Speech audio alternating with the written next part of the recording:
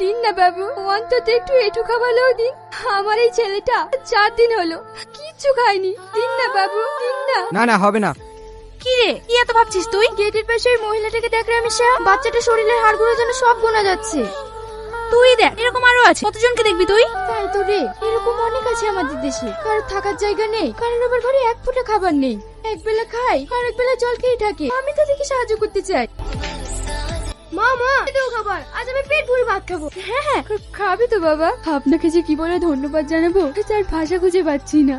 এই রামেশা, একটা হেল্প করবি? হ্যাঁ হ্যাঁ, অবশ্যই। কি করতে হবে বল? এমন একটা গরিব এলাকা খুঁজে দিবি যেখানে কষ্ট হলেও সুখে থাকা যায়। তোর মুখে হঠাৎ এমন কথা? তুই গরিব এলাকাতে গিয়ে কি করবি? আমি তাদের কাছে গিয়ে থাকবো আর তাদের কষ্টটা অনুভব করবো। কি রে, দাঁড়িয়ে বললি কেন? আচ্ছা, বলতে পারবি ভালো ডাক্তার কোথায় পাওয়া যায় যে পাগলদেরকে চিকিৎসা করে? কেন রে রামেশা, কার কি হলো? তোর মাথা পাগল হয়ে গেছে। তুই বড়লোক ঘরে মেয়ে হয়ে থাকবি কিনা গরিব পাড়াতে? বুদ্ধি শুদ্ধি আছে না গেছে? না রে রামেশা, তুই বুঝছিস নি। আমরা তো কোনোদিন অভাবকে জিনিস চোখে দেখিনি। যা চেয়েছি তাই পেয়েছি। কিন্তু ওদের দেখ, ওরাও তো মানুষ। আমি ওদের জন্য কিছু করতে চাই। ঠিক আছে, গরিবদের মাঝে গিয়ে তুই কিছু টাকা আর খাবার বিলিয়ে দিয়ে আসিস। না রে, আমি একটু অন্যরকম ভাবছি। আর তাতে তোরও হেল্প লাগবে। কি হেল্প?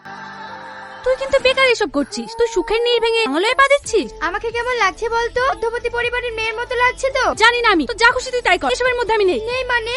তোর ভরসাতে তো আমি এসব করছি। তুই সবসময় ফোনের কাছে থাকবি, বুঝলি? ফোন করলেই যেন তোর আওয়াজ পায়। আচ্ছা দিদিমা, এখানে একটু থাকার জায়গা পাওয়া যাবে? কে মা, তুই কোথা থেকে আসছিস? আমি মা বাবা হারা এক অভাগী কন্যা। বাবা খেটে খেত, কিন্তু তারা দুজনেই অসুখে মারা গেছে। তাই আজ আমি একা।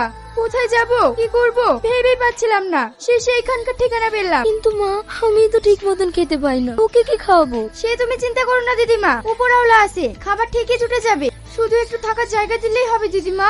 আর তোমার তো কেউ নেই। এখন থেকে আমাকে তোমার নিজের নাতনি মনে করবে, আর এখানে থেকে তোমার আমি সেবা যত্ন করবো দিদিমা।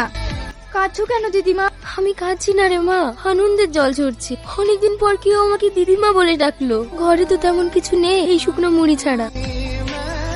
এইটুকুই খেয়ে নে মা। তুমি কিছু খাবে না? আমি দুপুরে খেয়ে নিয়েছি, এখন আর খিদে নেই। তুই খেয়ে নে। না না, তা কি করে হয়? তুমিও খাবে? বয়স হয়েছে, খিদে আর তেমন থাকে না রে মা।